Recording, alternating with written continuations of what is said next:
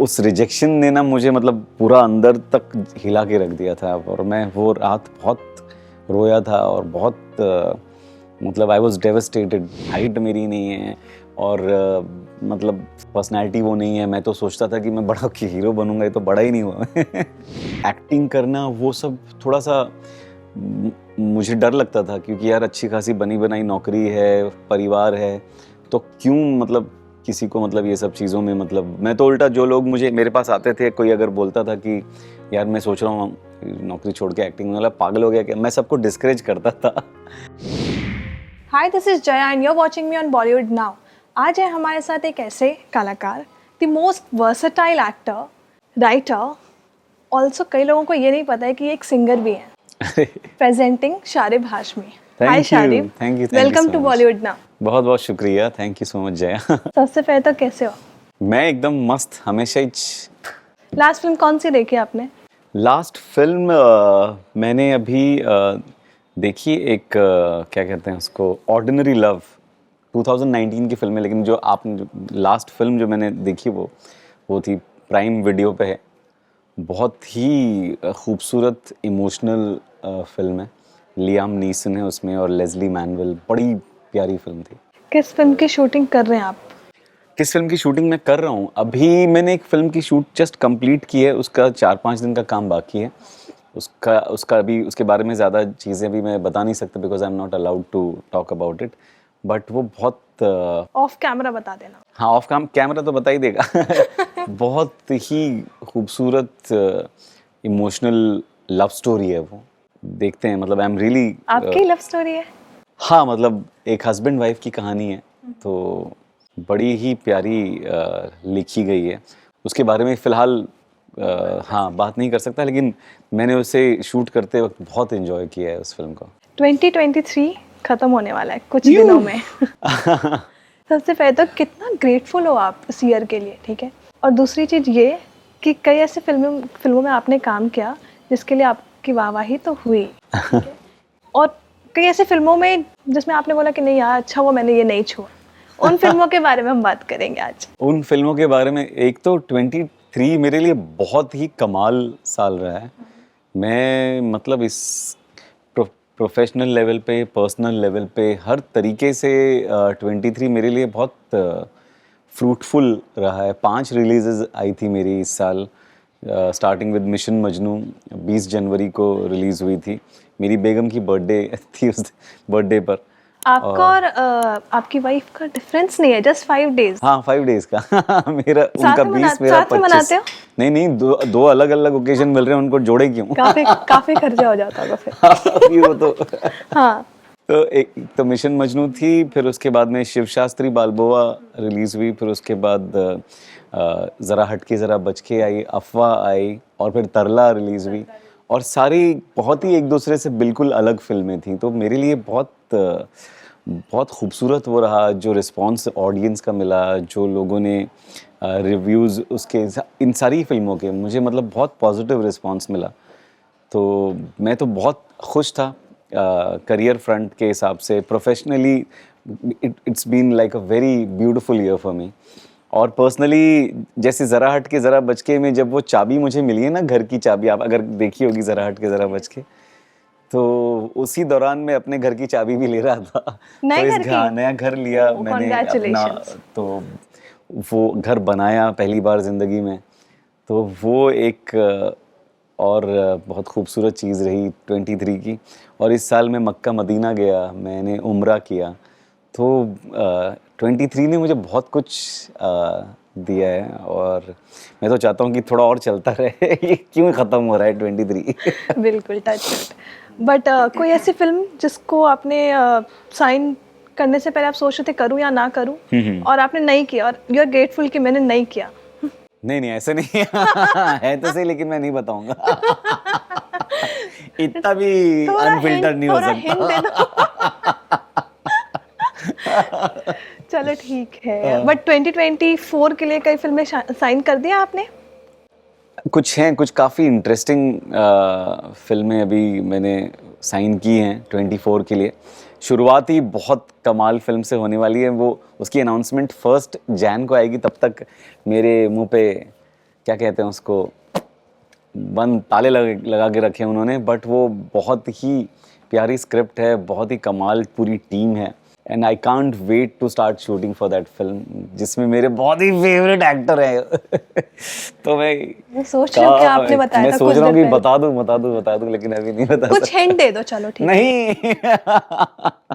चलो ठीक है। तो और कितनी फिल्मों को आपने साइन कर दिया है मतलब कुछ बहुत ज़्यादा नहीं है, ऐसा नहीं कि मतलब, क्योंकि कई बार ऐसा होता है कुछ लोग बोलते हैं कि अरे ये तो 2 साल तक बिजी, मतलब ऐसा नहीं यार, एक बार पूछ तो ले मुझसे कि को ज़बरदस्ती हवा बनाई हुई कि यार बहुत सारी फिल्में करता है और बहुत सारे ये करता है, ऐसा कुछ नहीं है। कुछ अच्छी फिल्म आती है, सब लोग अपने हिसाब से चीज़ें एडजस्ट भी कर लेते हैं, तो ऐसे मत वो करिए कि मैंने मतलब पूरा साल ब्लॉक कर दिया है अपना ऑलरेडी। है?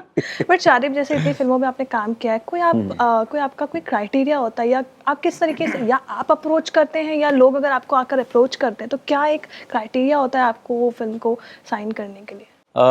अभी तक तो क्या कहते हैं उसको, अब ऊपर वाले की दया से ऑफर्स आते हैं, मुझे भी अगर कोई किसी के साथ काम करने की तमन्ना है तो मैं अपनी तरफ से रीच आउट भी करता हूँ कि मतलब, तो दोनों चीज़ें होती हैं, लेकिन जो भी अभी फिल्में की हैं वो मुझे ऑफ़र हुई हैं, और बहुत मैं जब उन्हें साइन करने का क्राइटेरिया, ऐसा कोई फिक्स्ड क्राइटेरिया नहीं, लेकिन हाँ बेसिक ये है कि जब सबसे पहले तो स्क्रिप्ट जो है वो, क्योंकि सबसे बड़ी चीज़ तो वही होती है किसी भी कहानी की, कि वो लिखी कैसे गई है, और मैं एज एन ऑडियंस पढ़ता हूँ, जब भी मैं एक कोई स्क्रिप्ट पढ़ता हूँ तो मैं देखता हूँ कि वो मुझे एज एन ऑडियंस एंगेज कर रही है या नहीं, और उसके बाद उस कहानी में मेरा जो किरदार जो मुझे ऑफ़र किया गया वो कितना उस कहानी में योगदान दे रहा है, और वो मुझे कुछ अलग करने के लिए या कुछ नया करने के लिए मतलब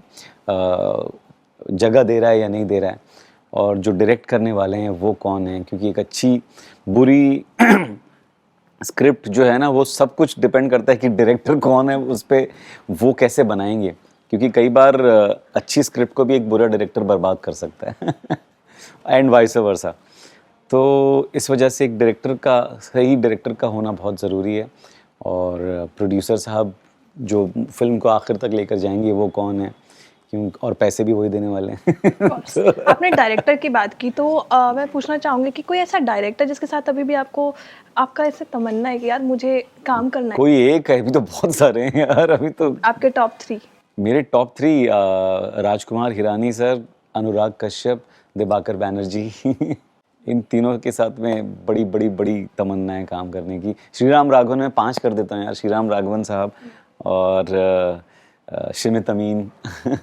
आप अपनी इस मूवी की जर्नी के बारे में अगर बात करें, तो दिस मूवी जर्नी के लिए आप कितने ग्रेटफुल हो, और कैसे देखते हो आप इस जर्नी को?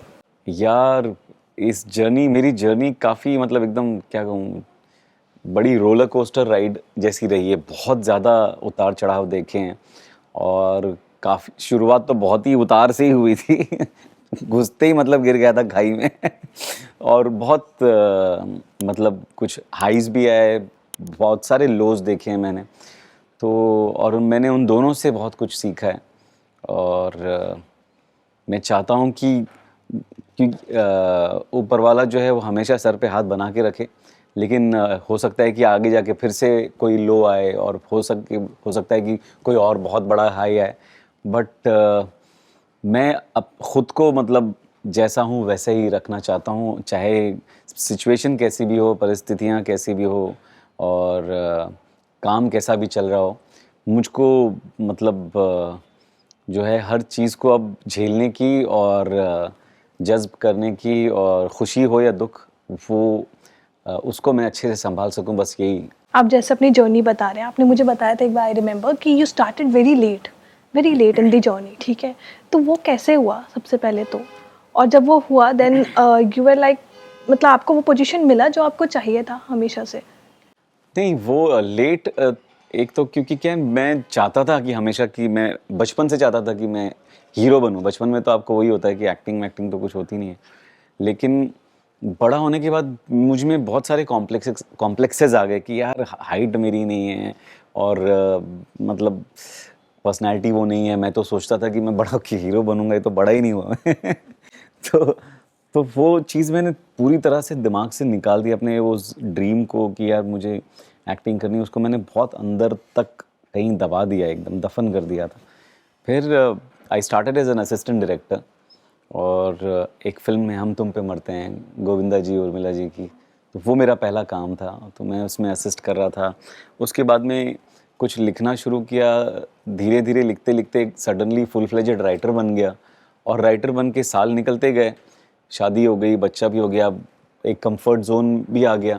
उसके बाद में कि एक्टिंग करना वो सब थोड़ा सा मुझे डर लगता था, क्योंकि यार अच्छी खासी बनी बनाई नौकरी है, परिवार है, तो क्यों मतलब किसी को मतलब ये सब चीज़ों में, मतलब मैं तो उल्टा, जो लोग मुझे मेरे पास आते थे, कोई अगर बोलता था कि यार मैं सोच रहा हूँ नौकरी छोड़ के एक्टिंग, मतलब पागल हो गया क्या, मैं सबको डिस्करेज करता था।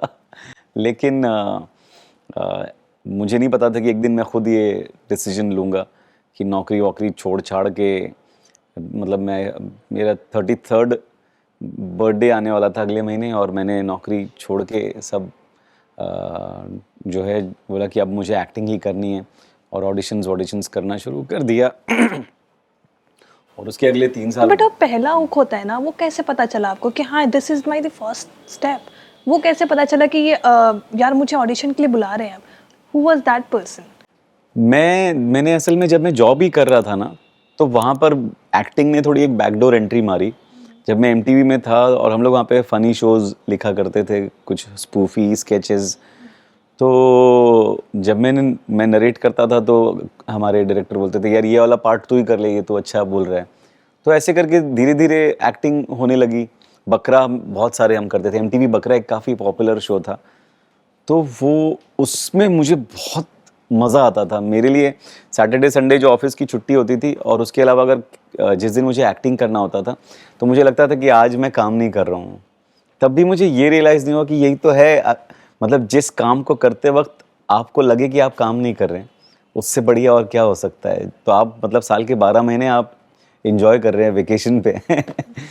तो लेकिन उसको रियलाइज़ मैं शायद हो गया था, लेकिन मुझे वो स्टेप लेने में मैं कतरा रहा था, क्योंकि शादी हो चुकी है, बच्चा हो चुका है, उसके बाद में मैं कहाँ अब स्ट्रगल करने जाऊँगा।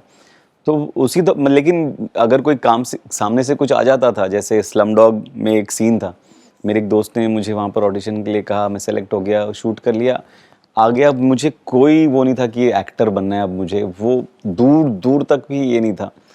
एक और फिल्म की हाले दिल, उसमें भी 3 दिन का काम था, शूट किया, वापस ऑफिस से छुट्टी ली। फिर एक मुझे धोबी घाट के लिए इफ यू आर मुझे अलाउड टू से, अगर आप बता सकते हैं 3 दिन का या ये पहली फिल्म करने का कितने पैसे मिलते थे? पैसे मुझे 9,000 मिले थे कुछ उसके। स्लम डॉग के लिए? नहीं नहीं, स्लम डॉग के लिए मुझे ज़्यादा पैसे मिले थे। स्लम डॉग के लिए मुझे एक दिन का काम था, लेकिन उन्होंने मुझे 2 दिन की डेट्स ली थी बफर के लिए, तो फर्स्ट डे शूट नहीं हुआ और सेकेंड डे शूट हुआ, लेकिन पैसे दोनों दिन के मिले, तो 20,000 मुझे उस वक्त मिले थे, एक दिन का 10,000। जो कि बहुत अच्छा था उसके हिसाब से। तो क्या कहते हैं, हाले दिल के हाले नहीं नहीं, हाले दिल हुआ। उसके बाद में जब धोबी घाट के लिए मुझे एक ऑडिशन का कॉल आया, जब मैं इमेजिन शोबिज नाम का एक बॉलीवुड चैनल ही था छोटा सा, एनडीटीवी इमेजिन के अम्ब्रेला में, तो मैं वहाँ पर क्रिएटिव हेड था उस वक्त। और नमित दास मेरे एक बहुत अच्छे दोस्त हैं और बहुत कमाल एक्टर हैं, तो उन्होंने मेरा नाम रेकमेंड किया इस रोल के लिए। तो मैं गया, ऑडिशन दिया, 3-4 राउंड्स हुए ऑडिशन के, और फिर मुझे सेलेक्ट कर लिया गया। मुझे किरण जी ने बुलाकर फिल्म ऑफ़र की, और फिर डेट्स हो गई, कॉस्ट्यूम ट्रायल भी हो गए। फिर 15 दिन बचे थे शूट के, और मैं बहुत खुश था उस वक्त। बट एक फ़ोन आया मुझे किरण जी का, और उन्होंने, जो कि उस मतलब बिल्कुल ऐसा कोई उसमें गलत बात नहीं थी, लेकिन उन्होंने कहा कि हम Sharib we were going through your tape, और थोड़ा लुक वाइज ना आप कैरेक्टर में फिट नहीं बैठ रहे हो। तो मुझे लगा, मैंने बोला कि कुछ कर सकते हैं क्या, मैं थोड़ा दाढ़ी बढ़ा लेता हूँ या कुछ बाल कुछ कर लेते हैं, कर लेता हूँ ऐसा कुछ। तो उन्होंने बोला नहीं शारिब, आई एम सॉरी, इस बार वो नहीं हो पाएगा। तो वो ऐसा कई बार होता है कि कभी कभी आप कुछ किसी को सेलेक्ट कर लेते हैं, लेकिन वो चीज़ कभी कभी जब आप वापस देखते हैं तो नहीं जमती है, क्योंकि आपने लिखा है कैरेक्टर, आपको ज़्यादा पता है और आप डायरेक्टर हैं, राइटर हैं, तो वो अपनी जगह पर सही थी। लेकिन मुझे उस रिजेक्शन ने ना मुझे मतलब पूरा अंदर तक हिला के रख दिया था, और मैं वो रात बहुत रोया था और बहुत मतलब आई वॉज डेवस्टेटेड। लेकिन नेक्स्ट डे फिर मैं ऑफिस गया, वो जो आप कह रही थी ना, वो ये पॉइंट था। उस दिन मैं ऑफिस गया, मैंने अपना रेजिग्नेशन दिया और जितना नोटिस पीरियड देना था वो दिया, और उसके बाद मैंने डिसाइड किया कि अब मुझे एक्टिंग करनी है, चाहे कुछ भी हो जाए, दुनिया इधर की हो जाए, इधर की उधर हो जाए, जो आगे आएगा वो देखा जाएगा, मुझे एक्टिंग करनी है बस मुझे। और तब से फिर ऑडिशन के दौर शुरू हो। बट मैं ना आपसे वो सुनना चाहती हूँ, स्लम डॉग मिलियनेयर में जो आपका एक लाइन था ना, वो वाला अगर आप हमारे स्लम डॉग मिलियनेयर मैं ऑडिशन देने गया था, सन एंड सैंड होटल में उसका ऑडिशन हो रहा था, वहीं पर डैनी सर रुके हुए थे। तो मुझे लगा कोई ऑडिशन लेगा, कोई असिस्टेंट आएगा और वो ऑडिशन लेगा, बट जो कास्टिंग डायरेक्टर हैं लवलीन टंडन, वो प्रेजेंट थी और साथ में डैनी सर भी थे, और डैनी सर खुद मेरा ऑडिशन ले रहे हैं और मुझे क्यूज दे रहे हैं दूसरे कैरेक्टर के। मैंने बोला अरे यार ये हो क्या रहा है ऐसे, मतलब एक सीन है वो जिसका कोई मतलब इम्पोर्टेंस नहीं है कहानी में, लेकिन उसके बावजूद वो खुद मेरा ऑडिशन ले रहे हैं। उसमें मैंने एक लाइन इम्प्रोवाइज की तो वो बहुत ज़ोर ज़ोर से हंसे, और जब मैं शूट पर पहुंचा तो वो जब मुझे सिलेक्ट हो गया, मैं जब शूट पर पहुंचा तो फर्स्ट डे तो मेरा शूट हो नहीं पाया, और उन्होंने बोला था कि हो सकता है कि आज ना हो, बट मतलब we have kept you on standby, तो वो नहीं हुआ। बट शाम को हम मिले, तो डैनी सर ने सबसे पहले तो माफ़ी मांगी, और मैं बोला यार उसको माफ़ी मांगनी भी, उनको मेरे से बात करने की भी कोई ज़रूरत नहीं थी, बट वो उन्होंने बोला कि Sharib I am really sorry we couldn't shoot with you today, did you go through the script? बोला यस सर। तो उन्होंने बोला कि we have incorporated your line जो आपने इम्प्रोवाइज़ की थी ऑडिशन में, वो हमने स्क्रिप्ट में डाल दी है, you are even part of the script now. तो मैंने बोला अरे यार ऐसे मतलब कौन बोलता है, इम्प्रोवाइज तो हर एक्टर करता है, मैंने कुछ अलग नहीं किया था या कुछ ऐसे आउट ऑफ द वे जाके मैंने कोई काम नहीं किया था, बट वो जिस तरीके से उन्होंने अपनी बात रखी ना, मैं तो मतलब वो मेरे लिए मैं वो ये ज़िंदगी भर नहीं भूलूंगा, और ये जब तक मैं जिंदा हूँ ये किस्सा मैं सबको सुनाऊंगा। वही लाइन मुझे आपसे सुननी है आप। वो लाइन भी बड़ी अजीब है, लेकिन I know. हाँ वो लेंडी मेरी बॉर्डर पे आ गई है भाई। तो वो लाइन थी जो मैंने ऑडिशन के टाइम पे ऐड की थी, क्योंकि वो मैं लोटा लेके, जो फिल्म में अगर आपने देखा होगा मोटा सा आदमी लोटा लेके जाता है और वो अंदर वो बच्चा बैठा हुआ है, मतलब अरे बाहर निकल। लेंडी मेरी बॉर्डर पे है। शारिब में ना, आप जैसे अपनी पूरी जर्नी बता रहे थे, इतना रिजेक्शन देखा आपने, सब कुछ देखा, ठीक है, बट जब आपने इंडस्ट्री में अपना नाम बना लिया या इंडस्ट्री में आपने कदम रख लिया, उसके बाद कब तक आपको ऐसा फील हुआ कि यार अभी भी मैं नोटिस नहीं हो पा रहा हूँ, अभी भी लोग मुझे पहचान नहीं पा रहे हैं? वो कब आपको रियलाइज़ हुआ यार इस मूवी के बाद शायद लोग मुझे पहचानेंगे, या उस मूवी के बाद लोगों ने आपको स्टार्ट कर दिया पहचानना? मुझे लगा कि शायद जब तक है जान से वो चीज़ हो जाएगी, क्योंकि इतनी बड़ी फिल्म है और इतनी बड़ी कास्ट, सब कुछ, मतलब यश जी की आखिरी फिल्म जो कि मतलब जिसने बिजनेस भी अच्छा किया, बट शायद मुझे उस वक्त वो तौर तरीके नहीं पता थे, मुझे ये नहीं पता, मुझे लगा था कि ये फिल्म देखेंगे और लोग मुझे बुलाएंगे। मुझे ये नहीं पता था कि मुझे खुद भी रीच आउट करना होगा, मुझे डायरेक्टर्स को बोलना पड़ेगा कि मैंने ये काम किया है, या कास्टिंग डायरेक्टर्स को अप्रोच करना पड़ेगा। वो सब मुझे बिल्कुल उस चीज़ का मतलब वो नहीं था ना, मुझे कि किसको इंटरव्यू देना चाहिए या किसी से इसके बारे में कुछ बात करनी चाहिए। तो वो मुझे रिव्यूज़ में अप्रिसिएशन मिला, लेकिन उससे कोई काम में वो ट्रांसलेट नहीं हुआ, और वो मुझे लगता है कि वो गलती उसमें मेरी है। मैंने उस अपॉर्चुनिटी को पूरी तरह से यूटिलाइज़ नहीं किया या इस्तेमाल नहीं किया, तो मुझे ऐसा लगता है कि वो एक मेरा क्या कहेंगे, वो मेरी तरफ से मिस्टेक थी। फिर फिल्मिस्तान आई, और उससे मुझे बहुत ज़्यादा उम्मीदें थी, और वो उस वक्त काफ़ी सारे इंटरव्यूज़ हुए, क्योंकि वो तो उसी में मैं तो मेन लीड था, तो उसमें से अवॉइड करना मुश्किल था। और फिल्म जब आई, फिल्म को लोगों ने पसंद भी किया, काफ़ी अवार्ड्स भी मिले, और नेशनल अवार्ड भी मिला बेस्ट हिंदी फिल्म का। और वहाँ से लोगों ने, इंडस्ट्री में लोगों ने, सबने देखा, और मुझे उसके बाद काम मिलना शुरू हुआ। एक पहली पहचान जो मेरी बनी लोगों में, जिन लोगों ने भी, उसकी ऑडियंस बहुत ज़्यादा नहीं थी क्योंकि इंडिपेंडेंट छोटी फिल्म थी और हम सारे नए थे सब, लेकिन धीरे धीरे उसकी फॉलोइंग, फ़ैन फॉलोइंग बढ़ती गई उस फिल्म की। और जो भी पहचान मुझे लोगों ने पहली बार अगर मुझे पहचाना है कुछ, तो वो फिल्मिस्तान की बदौलत है।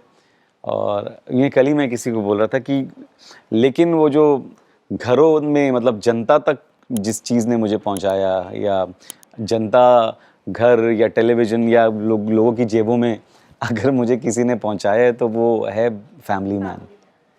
वो जेके के बाद से, मतलब वो उसने ज़िंदगी पूरी तरह से चेंज कर दी मेरी, और एक तरीके से एक नया जीवन दान मिला मुझे उस सीरीज़ के साथ। आपने जब तक है जान की बात की, आपने इसमें काम भी करी थी, शाहरुख के फ्रेंड थे आप उसमें। तो मैंने कहीं ना पढ़ा था जहाँ पे आपने बताया था कि विकी कौशल ने भी इसका ऑडिशन दिया था, but then you got that. हाँ, अब क्या कहते हैं उसको, कई सारे क्या कहते हैं उसको एक्टर्स हैं जिन्होंने उस रोल के लिए, जैसे भुवन अरोरा जो फर्जी में आपने देखा होगा उनको, इतना कमाल उसमें परफॉर्मेंस है, वो भी शॉर्ट लिस्टेड थे उस कैरेक्टर के लिए जो जिसमें मैं फाइनल हुआ जैन के लिए। और विक्की ने भी ऑडिशन किया था। और ये मैं ऐसे ही एक दिन हम साथ में जिस दिन ज़रा हटके ज़रा बचके का शूट कर रहे थे, उस दिन मैंने ऐसे ही बोला कि यार मैं बहुत नाराज़ हूँ यार तुमसे, बीच में मैं कुछ टाइम में तुमसे नाराज़ था क्योंकि संजुग में जो वो कमली वाला जो पार्ट है, वो उसके लिए मैंने ऑडिशन दिया था और मैं उसके लिए शॉर्टलिस्ट हुआ था, but you got the part. तो मैं बहुत, मतलब तो तब मुझे विक्की ने बोला, अरे तो मैंने जब तक है जान के लिए ऑडिशन दिया था और उसमें आप सेलेक्ट हो गए।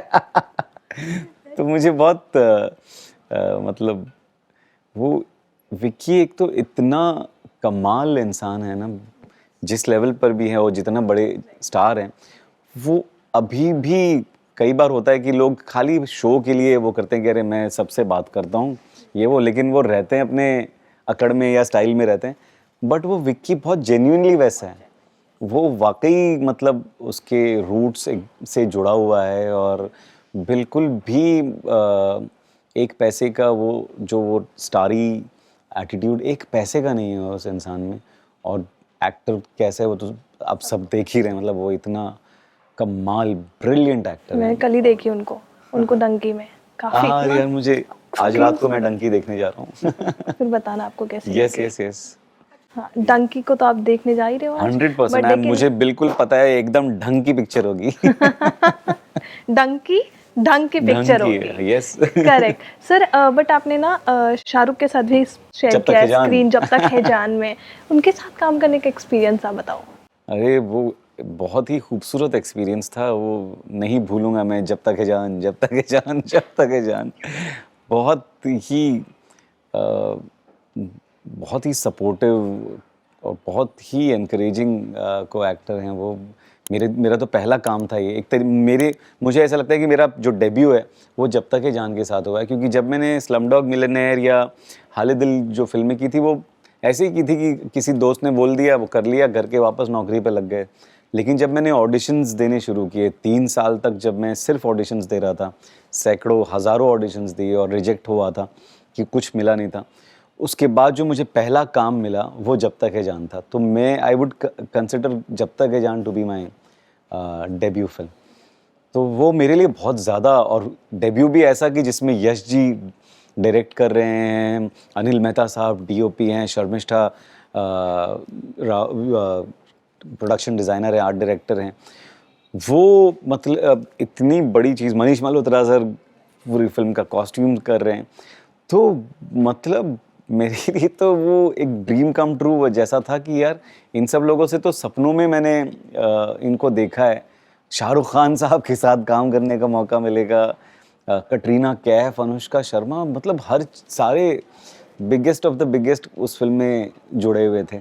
जब मैं फर्स्ट डे ही गया शूट पर, मुझे मतलब एकदम आंखें मेरी ऐसे, वो मैं बहुत, क्योंकि मैं बहुत एक फिल्म बफ हूँ बचपन से, मैं फिल्मों का दीवाना हूँ। और मुझे आज भी मतलब जो मुझे अगर कोई मेरे फेवरेट एक्टर या वो मिल जाते हैं तो मैं वो नहीं बोलता, मैं तभी भी मतलब एकदम वो स्टारी आइज़ के साथ ही उनसे मिलता हूँ मैं, इन ऑ ऑफ देम। और मैं चाहता हूँ कि वो हमेशा रहे ऐसे ही, क्योंकि अपने मतलब बचपन से आप जिनको पसंद करते आए हैं वो जब आपके सामने आते हैं तो फिर एकदम दिल मतलब एकदम पागल हो जाता है, खिल उठता है। तो उस दिन हम फर्स्ट डे जब रिहर्सल कर रहे थे, मेरा पहला जो सीन है फिल्म के अंदर कि मैं सो रहा हूँ और वो समर आके वो चादर खींचता है, तो वो रिहर्सल हो रही थी। और अक्षत कपिल जो उस वक्त यश जी के असिस्टेंट थे चीफ, वो मुझे मेरे साथ में सीन कर रहे थे, वो बार बार चादर उठाते थे और सीन्स हम कर रहे थे, वो क्यूज दे रहे थे। एक तीसरी बार जब चादर हटी तो शाहरुख सर खड़े, उन्होंने चादर हटाई और उन्होंने बोला हाय आई एम शाहरुख खान। मैं तो कुछ बोल ही नहीं पाया, मैंने बस ऐसे करके। ये फर्स्ट मीटिंग था? ये फर्स्ट मीटिंग थी एसआर के सर के साथ। बट अगर उनसे कुछ टेक अवे लेना होगा तो क्या लेंगे आप? मतलब क्या सीखा, मतलब आपने उनको देखकर? उनको देख के मैं क्या सीखूं, क्योंकि जो वो करते मैं अचीव ही नहीं कर सकता। उनका चार्म मैं कहाँ से पैदा करूँगा? वो तो वो मतलब क्या कहेंगे, मतलब वो करिश्मा और या वो चार्म या वो मतलब दिल जीतने की वाली अदा जो है, मैं उनसे अगर सीखने की कोशिश करूँगा और वो उसको अपने आप में ढालने की कोशिश करूँगा तो मैं मतलब आई विल फॉल फ्लैट।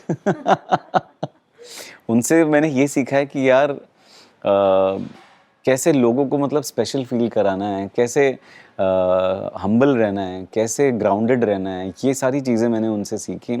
और कैसे लोगों के साथ में मतलब वो घुल मिल के बातें करते हैं, मस्ती करते हैं, मुझे बहुत अच्छा लगा था। एक सेकंड के लिए नहीं लगा था कि मैं एक इतने बड़े सुपरस्टार के साथ काम कर रहा हूँ।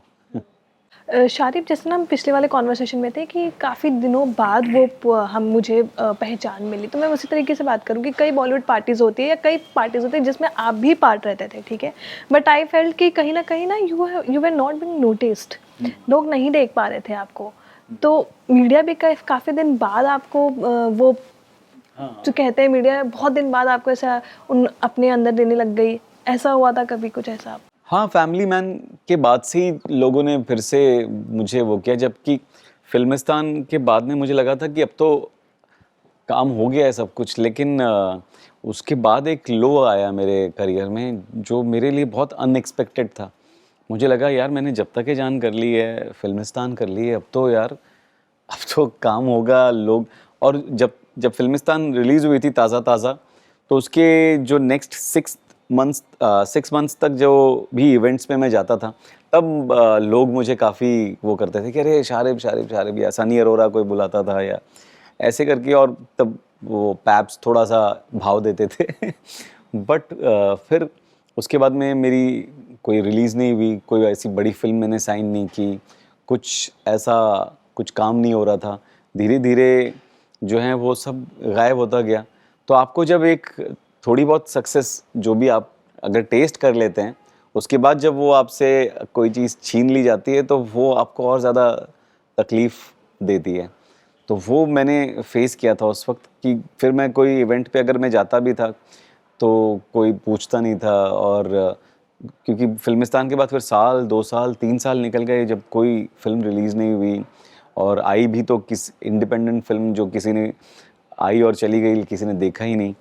तो ऐसे करके एकदम से फिर मैं ऑडिशंस देने लगा, फिर वही रिजेक्शंस और फिर वही पूरा, मतलब ऐसा लगा मैंने शुरुआत से शुरू कर रहा हूँ।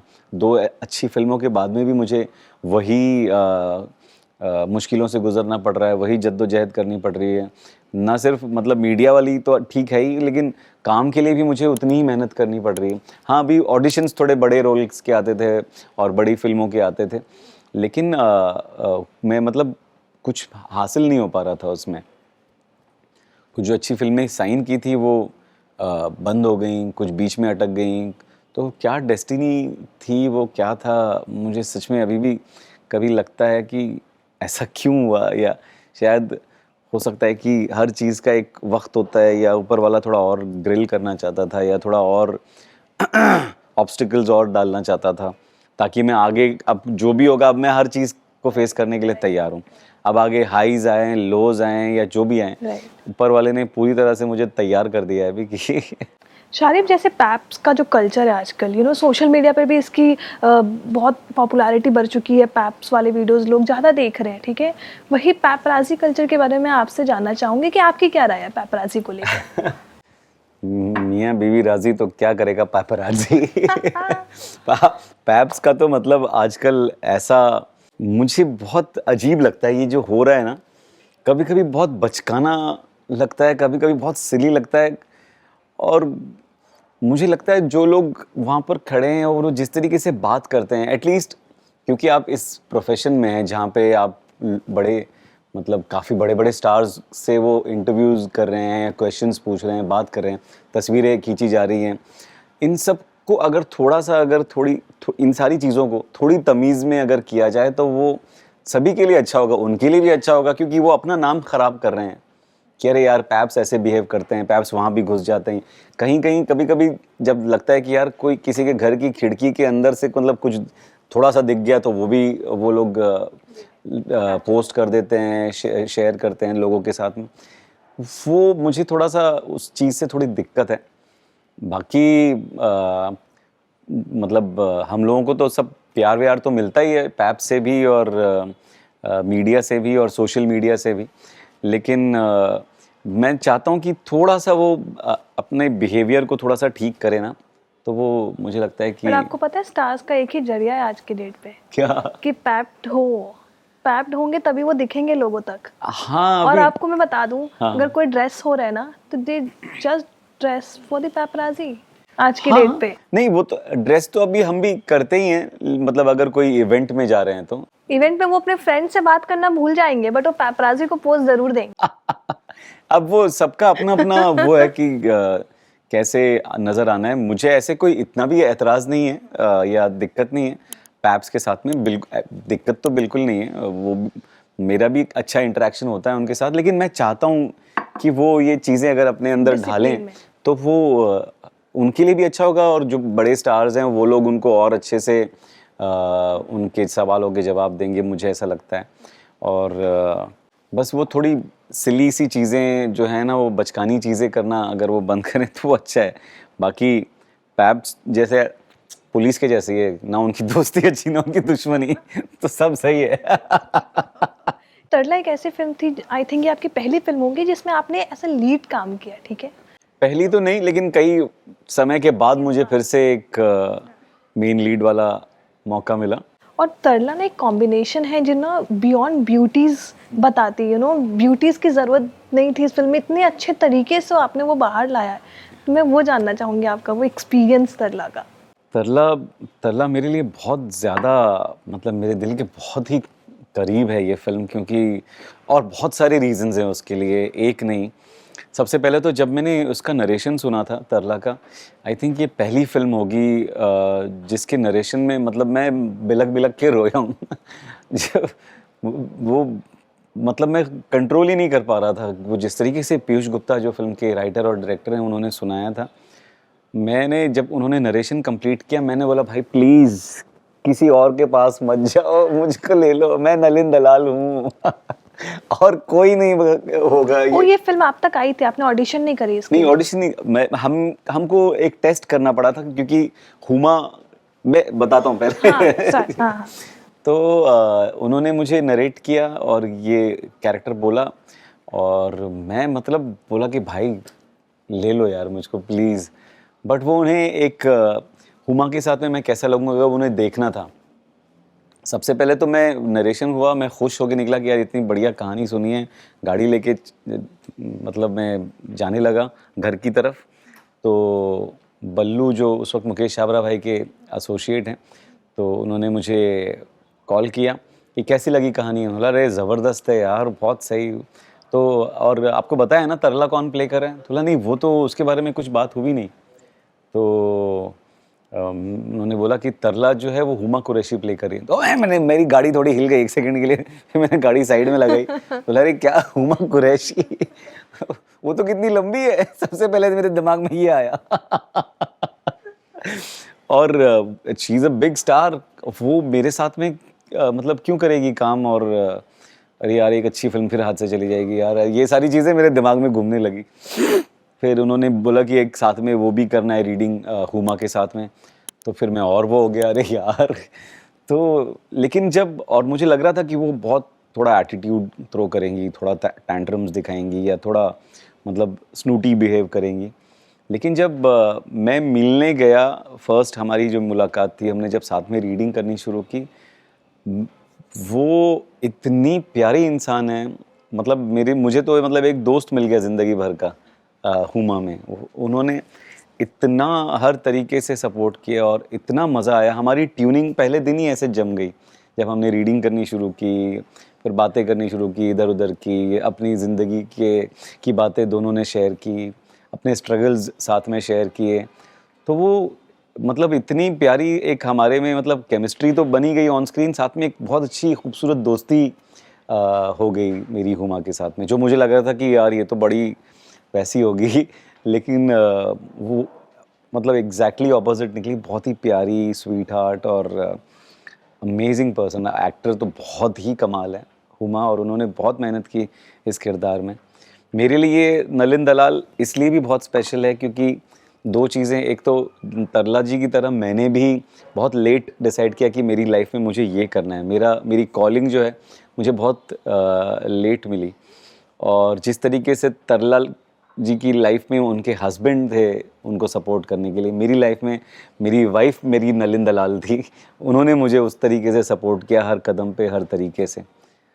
तो ये एक और चीज़ मेरे लिए बहुत मुझे मतलब तरला जो है वो मेरे लिए इतनी ख़ास इसलिए भी है कि जो मेरा पूरा लुक है वो मेरे डैड पर मैंने डिज़ाइन किया था वो आपने खुद किया था? हाँ, मतलब हमने सबने मिलके किया था, मैंने खुद नहीं किया था, और वो एक तरीके से बनता गया जब हम एक तो वो टाइम जो था वो जिस तरीके से हमने थोड़ा सा पीरियड में है, तो वो उस वक्त हाई वेस्ट ट्राउज़र्स लोग पहना करते थे, तो जब मैंने पहना और हम अलग अलग किस्म की मूछें ट्राई कर रहे थे, तो एक वो पेंसिल मूछ जैसी मुझे लगाई तो मुझे सडनली आईने में मतलब मुझे मेरे डैड दिखाई दिए क्योंकि उनकी भी वैसी मूछें होती थी, और तो फिर वो बाल भी थोड़े वैसे किए, कलमें भी थोड़ी बढ़ाई, और वो फिर सब मतलब वो हाफ स्लीव्स शर्ट और एकदम ऊपर तक हाई वेस्ट पैंट, तो वो पूरा जब मैं तैयार हुआ तो मैं पूरा अपने डैड की तरह लगने लगा तो वो मुझे ये मेरी तरफ से मेरे डैड को ट्रिब्यूट है ये नलिन दलाल। तो क्योंकि जब भी मैं मतलब मैं शूट पर भी अगर मैं गुजर रहा होता था कहीं, अगर आईना ऐसे देख लेता था तो मुझे ऐसे लगता था कि अरे मेरे डैड खड़े हैं। दैट्स ग्रेट फीलिंग है ना, Yeah. बहुत अच्छा फीलिंग होता है।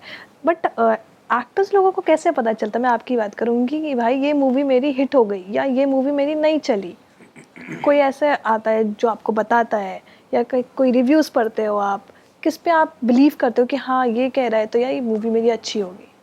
मैं तो सारे रिव्यूज़ पढ़ता हूँ, मैं कोई रिव्यू नहीं छोड़ता, मैं ढूंढ ढूंढ के निकालता हूँ तारीफ़ें नहीं, और मैं जो अगर किसी ने बुरा लिखा है वो भी पढ़ता हूँ, और हर चीज़ को कंस्ट्रक्टिवली देखने की कोशिश करता हूँ कि अगर इसमें से कुछ ऐसी चीज़ मिल जाए, अगर जो जो शायद, और कभी कभी मुझे लगता है कि यार ये जो इन्होंने बोला है, जो पॉइंट आउट किया है, वो मुझे भी लग रहा था यार कि यार हाँ इसको और बेहतर किया जा सकता है, अगली बार कोशिश करूँगा कि इसको थोड़ा और बेहतर करूँ। तो मैं तो सब पढ़ता हूँ, मुझे वो इफ़ेक्ट भी करती हैं, और मैं चाहता हूँ कि वो मुझे इफ़ेक्ट करें ताकि मैं ख़ुद को इम्प्रूव करूँ। अगर वो सब कुछ सीधा चलता रहे, तारीफ़ें होती रहे, हम तो मतलब फिर ओवर कॉन्फिडेंट हो जाएंगे, और काम पे आदमी हो ही जाता है जब हर कोई चारों तरफ सिर्फ तारीफ़ें होंगी तो फिर बंदा ओवर कॉन्फिडेंस में आ ही जाता है। बट कोई एक तो ऐसा ट्रोल जो आपको अफेक्ट किया हो? थैंकफुली ऐसा कोई ट्रोल नहीं हुआ मुझे, मतलब मैं कभी लाइफ में अभी तक ऐसा वो ट्रोलिंग टाइप की तो मेरी कभी हुई नहीं,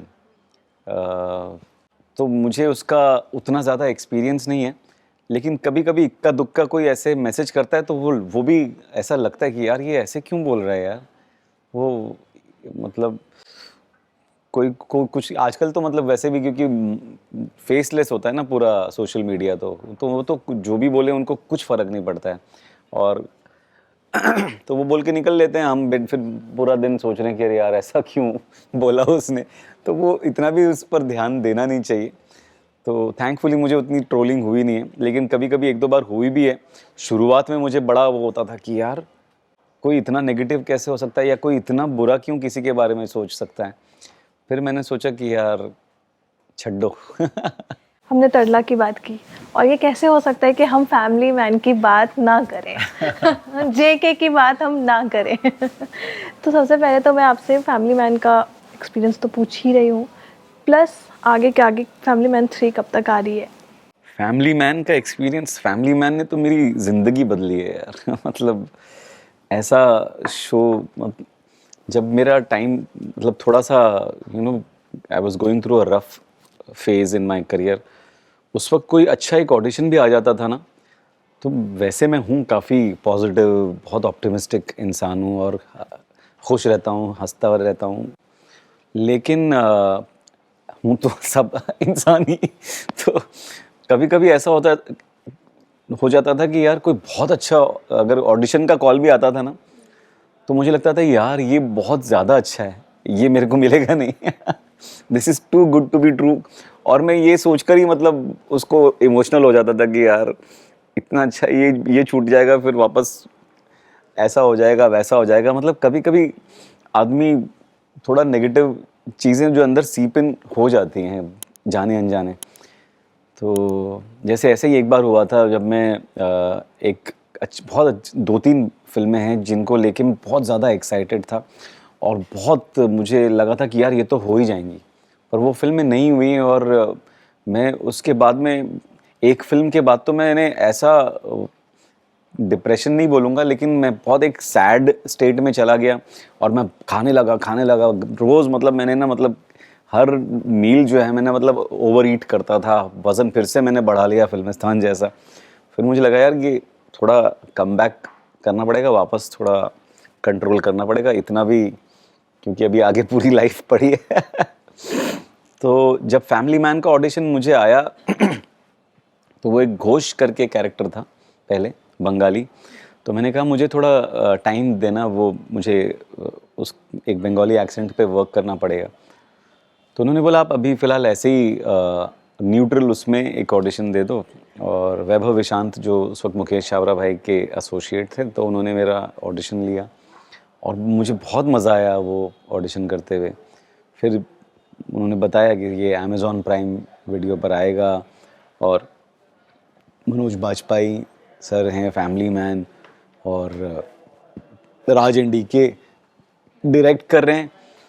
तो ये सारी चीज़ें मेरे लिए मतलब बहुत, और जब मुझे जो कैरेक्टर मुझे उन्होंने ऑफ़र किया मतलब ऑडिशन करने के लिए, तो मैं बोला कि यार ये सारी चीज़ें अगर हो गई, अगर ये चीज़ क्लिक कर गई, अगर मैं इसमें सेलेक्ट हो गया, तो चीज़ें यार लगता है कि कुछ बदलेंगी यार, कुछ एक बहुत स्ट्रॉन्ग इंट्यूशन था ऐसा। और थैंकफुली मेरा काम पसंद आया उनको, और मेरा ऑडिशन सही लगा, और उन्होंने मुझे बुला के कहा कि तू बंगाली तो नहीं लगता है, लेकिन वी वांट यू, अब ये बताओ कि किस रीजन में तुम्हें फिट करें। और तो फिर मैंने कहा कि मैं मुंबई का ही हूँ, महाराष्ट्रन बन सकता हूँ, मराठी बोल लेता हूँ, तो समझ लेता हूँ। तो फिर वो घोष जो है वो जेके तड़पदे बन गया, और ऐसे और फैमिली मैन का सफ़र शुरू हुआ, और जो मेरा इंट्यूशन था वो राइट निकला। फिर जब रिलीज़ हुआ तो जो प्यार मिला हम सबको, पूरी सीरीज़ को, जेके को, मुझे तो मतलब उसके बाद चीज़ें अच्छी होती गई। और फैमिली मैन के बाद असुर आया, असुर के बाद स्कैम आया, फिर great Indian murder, Vikram Vedha, अफवाह, तरला। तो चीज़ें माशाल्लाह फिर अच्छा, भगवान की दया से अब सब कुछ फैमिली मैन के बारे में आप बता रहे थे, तो जेके रियल लाइफ में भी ऐसा ही है, रेट पूछता रहता है हर चीज़ का? रेट हाँ। हर कुछ भी सामान खरीदने जा रहे हो तो हाँ। रेट पूछते हो? नहीं नहीं, रेट तो पूछना ही पड़ेगा, वो तो मिडिल क्लास मेंटालिटी है भाई। वो तो अभी भी भले ही, मुझे तो कभी कभी लगता है इतने महंगे जूते खरीदते क्यों हैं लोग। जूते ही तो हैं। मुझे अभी तक वो चीज़ें समझ में नहीं आती कि 40-50 हज़ार का कोई जूता क्यों पहनता है, या चश्मा अगर कोई किसी ने लिया तो वो 50 हज़ार का क्यों है। तो वो पता नहीं कितने भी पैसे आ जाए, मुझे वो हजम होने ही नहीं वाली चीज़। अपन वो मलाड का, मालवनी का मिडिल क्लास बंदा ही रहेगा हमेशा। But Sharib, do you feel कि जो OTT है, OTT ही आपकी लाइफ का टर्निंग पॉइंट रहा है? And आज कई लोग ऐसा बोलते हैं कि is the master of OTT, you know. कई जितने वेब सीरीज में देखते हैं शारिब इज तो sure, Sharib will be there.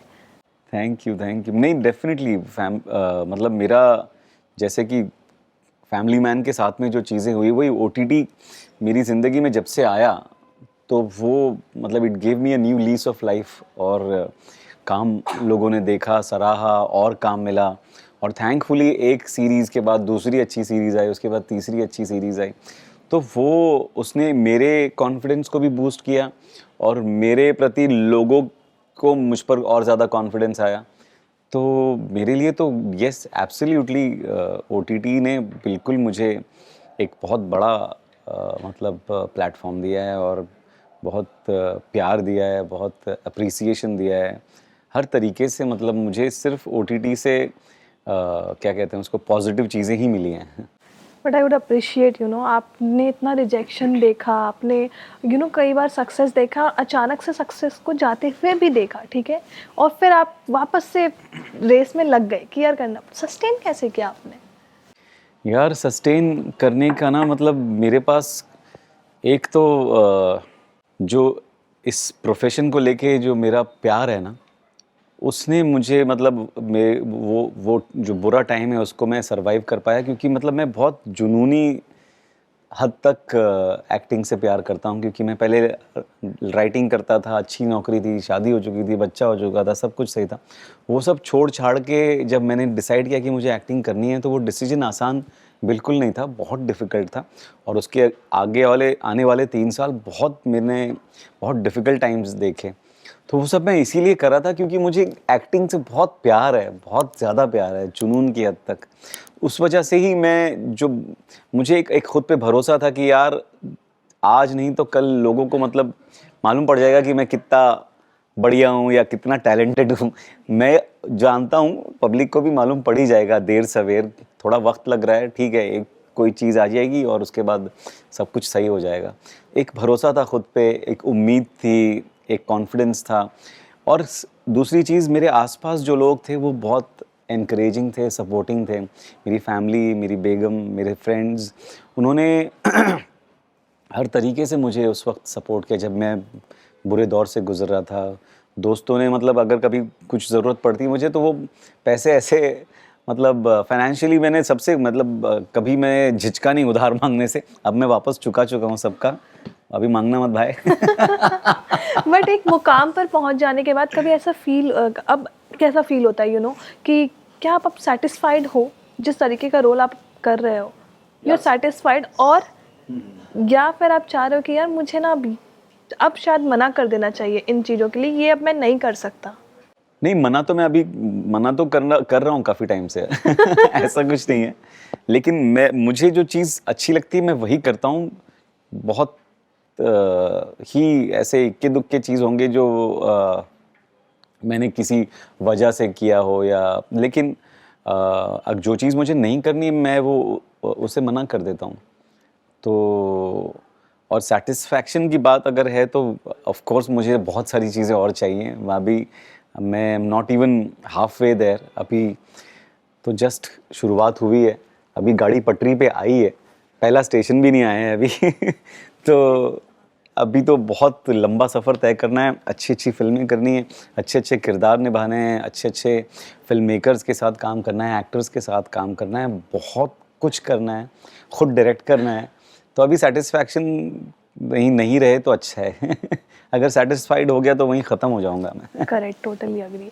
Creative space की अगर हम बात करें शारिब, तो जब आप सेट पर होते हो या शूट कर रहे होते हो तो कितनी एक तो लिबर्टी मिलती है और दूसरा कई बार ना एक प्रोसेस बना दिया गया है आजकल कि वन टेक, ये तो वन टेक वाला एक्टर है, ये तुरंत इससे हो जाएगी, इससे कोई दिक्कत नहीं है।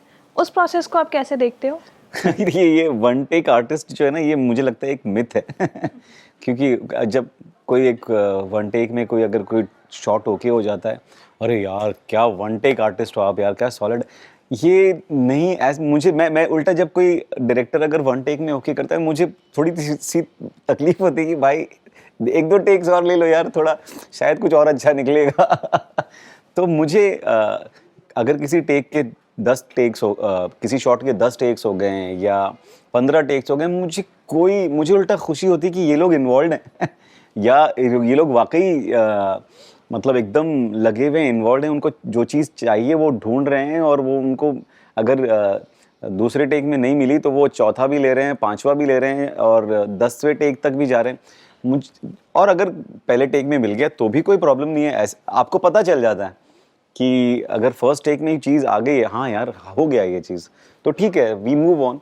लेकिन कभी कभी मुझे लगता है कि कुछ लोग जल्दबाजी करने के चक्कर में कि यार ये हो गया, अभी आगे दूसरा शॉट लेते हैं। तो ऐसा कोई फिक्स्ड नहीं है कि यार ये वन टेक आर्टिस्ट है, या इसको किसी को इस बात पे वो नहीं करना चाहिए गुरूर कि यार मैं तो हर टेक जो है मैं वन टेक में दे देता हूँ, मेरी तरफ से तो कभी कोई मिस्टेक होती नहीं है। मैं तो चाहता हूँ कि चीज़ें जो हैं वो साथ में इन्वॉल्व होके करें, और बहुत अगर उसके 5 टेक लग रहे हैं, 15 टेक लग रहे हैं, मुझे उससे कोई दिक्कत नहीं है। वन टेक में हो गया तो भी ठीक है, 15 टेक लगे वेल एंड गुड। मुझे लगता है कि अगर ज़्यादा टेक्स हो रहे हैं तो भी कोई प्रॉब्लम नहीं है। एक डायरेक्टर हैं त्यागराजा कुमार राजू, जिन्होंने सुपर डीलक्स बनाई हैं, वो 100 टेक 125 टेक तक जाते हैं वो अपने, अगर कोई एक शॉट उनको अगर नहीं जमा है तो वो टेक पे टेक लिए जाते हैं। कई बार तो एक दिन सिर्फ एक ही टेक चल रहा है सुबह से लेके, और रात शाम को पैकअप हो गया, अब अगले दिन फिर से वही करेंगे। तो सबका अपना अपना काम करने का तरीका है, और मुझे लगता है कि एक वो ये चीज़ को ना उल्टा इसको ग्लोरीफाई नहीं करना चाहिए। मुझे ऐसा लगता है कि यार ये वन टेक आर्टिस्ट, मैं वन टेक आर्टिस्ट बनना चाहता हूँ, कई लोग ऐसा वो भी करते हैं, तो मेरे ख्याल से उसको ग्लोरीफाई नहीं करना चाहिए और उसको अच्छा नहीं मानना चाहिए सेट और शूट की बात हो ही रही है तो मैं ना आपसे एक पूछना चाहूँगी कि कभी कभार कभी आपको ऐसा फील हुआ, कोई अगर मूवी में आपने ऐसा कैमियो काम किया या फिर आपने ऐसा कोई एक कैरेक्टर प्ले किया, क्या कोई डिफरेंस फील हुआ? ये तो लीड है, कैमियो है, ये तो एक छोटा सा कैरेक्टर प्ले कर रहा है, या तो ये स्क्रीन टाइमिंग इसकी कम है, क्या कभी वो फील हुआ एक डिफरेंस? मेरे लिए यार बिल्कुल भी जो लेंथ जो है ना कैरेक्टर का, या जो भी मैं किरदार निभा रहा हूँ, वो मेरे लिए कभी मायने नहीं रखा। क्योंकि मैंने तो शुरू में ही मतलब फिल्मिस्तान कर ली थी मेन लीड में, और उसके बाद में भी और जैसे फुल्लू, दरबान और फिल्में की, माय क्लाइंट्स वाइफ। तो बट उनके बाद में मैंने स्कैम किया है, फैमिली मैन के बाद मैंने स्कैम वो किया, जिसमें मेरे 2 सीन थे। और इनफैक्ट जय मेहता जो हंसल सर के साहबजादे हैं, वो मेरे पास आए थे, और वो बोल रहे हैं मुझको कि यार मैं थोड़ा झिझक रहा हूँ ये पार्ट ऑफर करने के लिए, क्योंकि ना ये बहुत छोटा है। लेकिन जब उन्होंने बताया, मैंने बोला मैं कूद कूद के करूँगा, ये इतना मस्त कैरेक्टर है। और मुझे मतलब वो 2 सीन के रोल के लिए जिस तरीके का अप्रिसिएशन मिला, वो मैं क्यों जाने देता उसको। तो मेरे लिए लेंथ, इनफैक्ट मेरे जो छोटे पार्ट्स हैं, जैसे पगलैट में 1-2 सीन का मेरा पार्ट था, और ज़रा हट के ज़रा बचके में भी it was a cameo, but मुझे बहुत अप्रिसिएशन मिला उन सारे किरदारों के लिए। तो मैं चाहे वो हर फ्रेम में आप खाली नज़र आओ और कुछ करने के लिए ना हो, तो फिर क्या फ़ायदा। तो वो जो अगर आप एक सीन के लिए आ रहे हैं, लेकिन वो उसमें वो इम्पैक्ट है, अगर कुछ आपने कुछ मतलब छाप छोड़ी है उस किरदार में, या वो कहानी को आगे लेकर जा रहा है वो जो सीन आपने किया है, तो फिर चाहे वो एक सीन हो या 15 सीन हो, मुझे उससे कुछ फ़र्क नहीं पड़ता। बट शारिब, क्या आपको ऐसा फील होता है कभी कभार, क्या होता है कि कोई जो लीड एक्टर होता है वो लेस डिजर्विंग होता है, और जो कैमियो होता है या कैरेक्टर होता है वो मोर डिजर्विंग होता है, and the lead actor is kind be a star kid और अ नेपोटिज्म? हो सकता है। तो कभी ऐसा आपको ये फील हुआ कि यार शायद इसकी जगह ना ये होना चाहिए था? नहीं नहीं नहीं नहीं नहीं, ये तो चीज़ ही बिल्कुल अलग हो गई, क्योंकि मुझे मतलब चाहे वो लीड में जो अगर जिसको हम लोगों ने कास्ट किया है, मेकर्स ने कास्ट किया है, तो वो उनकी उनकी कुछ रीजंस होंगे और उसके लिए वजह से वो कास्ट हुए हैं। और मैं उनको जज करने वाला कोई नहीं होता कि यार ये डिज़र्विंग नहीं है यार, क्योंकि मैं तो अपना काम करने आया हूँ वहाँ पर। तो मैं अपना काम ईमानदारी से कर रहा हूँ और मैं ये नहीं सोचता कि यार ये क्या सही कर रहा है या गलत कर रहा है, या ये डिज़र्विंग है या नहीं डिज़र्विंग है। कौन क्या डिज़र्व करता है ये डिसाइड करने वाला मैं बिल्कुल कोई नहीं हूँ। और रही बात नेपोटिज्म की, वो तो यार हमने हर प्रोफेशन में तो होती ही है। जब एक डॉक्टर का बेटा जब डॉक्टर बनता है, या जब कोई मतलब लॉयर का बेटा जब लॉयर बनता है, तब कोई इस तरीके से जब पॉलिटिशियंस के बेटे जब पॉलिटिक्स में जाते हैं, तब तो ये नेपोटिज्म की कोई ऐसे बातें कोई करता नहीं। सिर्फ इसी इंडस्ट्री को क्यों इतना मतलब टारगेट किया जाता है, मुझे पता नहीं। उनको डेफिनेटली मौका मिलना आसान होता है, मैं ये बिल्कुल उसको डिनाई नहीं करूँगा, बट लेकिन उसके पीछे उनके डैड ने मेहनत की है ना, उनके पेरेंट्स ने, उनकी पूरी फैमिली ने जो मेहनत की। अगर कल को मेरा बेटा अगर चाहेगा कि मुझे इस इंडस्ट्री में आना है किसी भी तरीके से, चाहे डायरेक्टर बनना है, एक्टर बनना है, मैं तो अपनी एड़ी चोटी का जोर लगा दूंगा, बिल्कुल पूरी तरह से सपोर्ट करूंगा। तो वो उसी तरह से हर बाप चाहेगा कि अपनी औलाद जो है वो उसको वो जितना सपोर्ट कर सकता है करे, तो उसमें क्या बुराई है। नहीं, बिल्कुल अग्री, बट फ्लेक्स करना अलग होता है। प्लस दूसरा ये कि कोई डिजर्विंग पोजीशन से आप उस किसी और को दे रहे हो जो शायद डिजर्विंग नहीं है, उसको बार बार चांस मिल रहा है। नहीं, ये तो अभी किसको क्या चांस मिल रहा है, दूसरे के मतलब महल को देख के आप अपने झोपड़ी को कोसोगे, तो उसमें गलती तो आप ही की है। कई लोगों को वो छत भी नसीब नहीं होती है जो उनके सर पर उनको मिलती है। तो मेरे ख्याल से आपको क्या मिल रहा है और आप क्या कर रहे हैं, आप किस पोजीशन में हैं, वो देखना चाहिए, बजाय इसके कि यार दूसरे को जो मतलब डिजर्व नहीं करता वो कहाँ पहुँच गया। ये सारी चीज़ें मतलब बुरा मानने के लिए या मतलब गलत चीज़ें बताने के लिए तो हज़ारों हैं। आप अगर सिर्फ अपने लिए अपने काम को फोकस करके अगर देखें कि मैं क्या कर सकता हूँ, मैं ख़ुद को कैसे इम्प्रूव कर सकता हूँ, मैं आगे और क्या अपने आप को कैसे बेटर कर सकता हूँ, तो मेरे ख्याल से मुझे लगता है कि वो ज़्यादा बेहतर होगा करना, बजाय इसके कि कौन क्या कर रहा है या उसको काम कैसे मिला या उसको वो डिज़र्विंग है या नहीं है। सबकी अपनी अपनी जर्नी है, सबकी अपनी अपनी लाइफ है, और सबका अपना अपना, सबकी अपनी अपनी डेस्टिनी है। काम मिलता है आसानी से, ये होता है, लेकिन आप सस्टेन अपने मेरिट पर ही करते हो। बहुत सारे स्टार किड्स आते हैं, लेकिन टिकता वही है जिसके अंदर टैलेंट होता है। ये तो मुझे अब बताने की भी ज़रूरत नहीं है, तो सब लोग देख ही लेते हैं। फाइटर की बात करेंगे, जो कि स्पेशल होने वाला है, काफ़ी स्पेशल होने वाला है आपके लिए, क्योंकि इट्स योर बर्थडे 25 जैन। तो सबसे पहले तो क्या है उसमें आपका किरदार, वो आप शायद खुलकर नहीं बता पाओगे अभी नहीं बता सकता सही में। कुछ हमें सबसे एक चीज़ यही बताऊंगा कि जैसे हम अभी लेंथ ऑफ द रोल की बात कर रहे थे, इसमें भी मेरा एक कैमियो है छोटा सा, लेकिन वो कहानी में जिस जंक्चर पे आता है वो बहुत इम्पोर्टेंट है। और जब मुझे सिद्धार्थ आनंद साहब ने जब मुझे ये नरेट किया, तो मैं तो मतलब कूद पड़ा था कि वो बोल रहे थे कि यार ये एक छोटा सा वो है पार्ट, लेकिन I really want you to do it. तो मैं उनका इस तरीके से बोलना ही मेरे लिए मतलब बहुत बड़ी बात थी, और मैंने तुरंत उनको हाँ कर दिया था कि सर मुझे करना ही करना है। शादी 2023 ख़त्म होने वाला है, कोई एक ऐसी चीज़ जिसको आप पीछा छोड़ना चाहते हो? कोई एक ऐसी चीज़ जिसको आप आगे लेके जाना चाहते हो? पीछा छोड़ना चाहता हूँ मैं, थोड़ा क्या कहते हैं उसको, सोशल मीडिया पे जो मैं वक्त बिताता हूँ, मतलब जैसे कि इंस्टाग्राम हो गया या ये सब चीज़ें जो हैं, इन सबको थोड़ा सा कम करना चाहता हूँ। 24 में हो सकता है थोड़ा उस तरफ मैंने काम करना शुरू कर दिया है, तो उससे थोड़ा कम करूँगा, और जो अपना खाली वक्त है उसको मैं थोड़ा और प्रोडक्टिव बनाना चाहता हूँ 24 में। अगर बीच में मुझे कोई शूट के बीच में थोड़ा सा मतलब हफ्ते 10 दिन का अगर ब्रेक आता है, तो मैं चाहूँगा कि उसमें मैं कुछ लिख लूँ या कुछ नई चीज़ सीख लूँ, कुछ इंस्ट्रूमेंट बजाना सीख लूँ या कुछ मतलब पढ़ लूँ। ये सारी चीज़ें मुझे 24 में लेकर जानी है। Thank you so much for joining with us. Thank you so much, बहुत बहुत शुक्रिया। Thank you for inviting me on your show. Hi, I am Sharib Hashmi and you are watching me on Bollywood now. मेरी तरफ से सभी को नए साल की ढेर सारी शुभकामनाएं। आई होप कि आप सबका नया साल बहुत ही कमाल, खूबसूरत और मज़ेदार हो।